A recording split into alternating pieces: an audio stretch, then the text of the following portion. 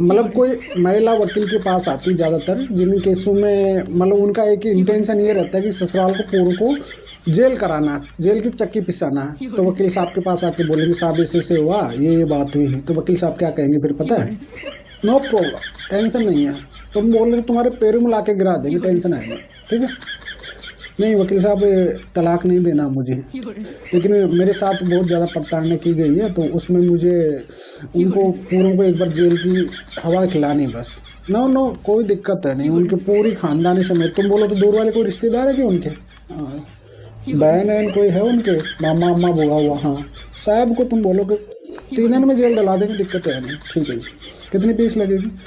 Fees तो देखो कोई ना, आधी फीस अभी देना पड़ेगा, आधी केस करने के बाद देना पड़ेगा। ठीक है, अब साहब महिला को भर दिया साहब, महिला खुश हो गई साहब। महिला बीच बीच में सवाल करती रहेगी, कहीं देखो गलत नहीं है, सबूत नहीं मेरे पास। नहीं, सबूत की जरूरत नहीं है, आपने बोल दिया वही काफ़ी है, दिक्कत है नहीं।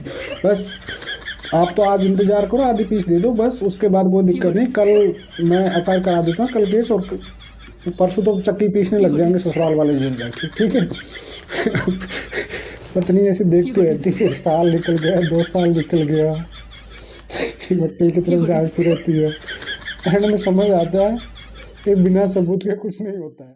कि दोस्तों आज की वीडियो में एक ऐसी सच्चाई बताने वाला हूं जो कि वाकई हर किसी को जानना बहुत जरूरी है। जी हाँ, कई बार क्या होता है कि महिलाओं के पास सबूत भी नहीं होता है, उनका इंटेंशन साथ रहने का भी नहीं होता है। मैं हर किसी महिला के लिए नहीं कह रहा हूं यहाँ पे, लेकिन कई बार महिलाएं क्या करती है कि उनके पास किसी भी प्रकार कोई एविडेंस नहीं है और जानबूझकर वह ये सोचती है कि साहब मैं तो महिला हूँ, ठीक है, अब जो मैं कहूँगी वही कोर्ट मानेगा। तो ऐसी चीज़ नहीं है। तो वह कोशिश क्या करती है कि एक स्ट्रॉन्ग केस बनाने की कोशिश करती है, जबकि उनके पास किसी भी प्रकार का कोई एविडेंस नहीं होते। जी हाँ, तो ऐसी कंडीशन में कई बार क्या करती है कि उनको वो पुलिस और वकील कैसे उनका साइकोलॉजी है ना, उसको कैसे उस पर इफेक्ट पटकते हैं। जी हाँ, कैसे उनको कहते हैं कि नहीं जी महिला है, जी महिला की सुनवाई जाएगी, तुम बोलोगी वह सब चीज़ें होगी। तो आज इसी बात में मैं पूरी प्रैक्टिकल आपको बताने वाला हूँ। जी हाँ, कई बार महिलाओं का ऐसा भी होता है जिनकी वाकई बहुत प्रताड़ित होती है, लेकिन वो एविडेंस कलेक्ट नहीं कर पाती क्योंकि ससुराल में रहती है वह। लेकिन कई महिलाएं होती है जिनकी शादी के बाद वो गई नहीं है, ठीक है, वो ससुराल में से धमकियां देती, मायके से धमकियां देती रहती है, और कहीं ना कहीं से फिर पति प्रयास करता है ले जाने के लिए उसको, तो फिर उनके बाद वो उनके प्रतिशोध में पूरे केस कर देती है। जी हाँ, जबकि वो 1-2 महीना नहीं रही। तो कुछ ऐसी महिलाओं की वजह से मैं वीडियो बना रहा हूँ। देखिए, जब भी आती है पति की तरफ सेक्शन 9 वगैरह या वो ले जाने के लिए कोई प्रयास कर रहा है, उनको जाना नहीं है, कुल मिलाकर ये है। तो अब ऐसे कंडीशन में क्या करेंगे? वकील साहब के पास आएगी, बोलेगी साहब मेरे तो ना उसको 1 साल हो गए ससुराल छोड़े हुए। वकील साहब ऐसे स्टाइल से बता रहा हूँ मैं आपको, समझना। ऐसे चाय पीते रहेंगे, मैडम आएगी, कहेगी साहब मेरे तो ससुराल वालों ने पीड़ित कर दिया, बहुत परेशान कर दिया। पूछते कितने टाइम हो गया आपकी शादी को? उसने 1 साल हुआ है और 11-12 महीने से मैं तो मेरे मायके पे हूँ। भाई कहाँ से? वकील समझ जाते हैं तुरंत। अच्छा जी, क्या इरादा है? बहुत ज़्यादा टॉर्चर किया, ननद ने टॉर्चर किया, देवर ने किया, ससुर ने कहा, सास ने कहा। इरादा इंटेंशन देखिए हर कोई वकील समझ जाता है। मैं तो कहते हैं कि मैं तुरंत समझ जाता हूँ इन चीज़ों को।